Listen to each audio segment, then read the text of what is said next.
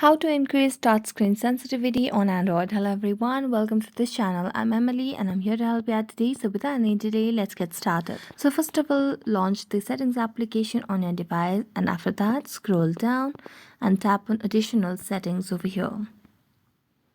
As you do that, scroll down and touch on the accessibility option over here.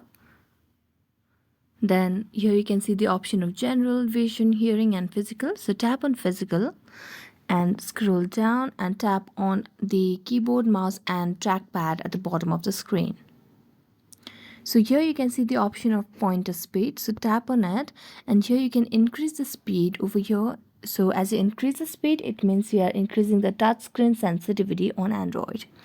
So you can increase it up to your requirement of the device and then tap on OK and you'll be done. So thank you so much for watching this video. See you next time.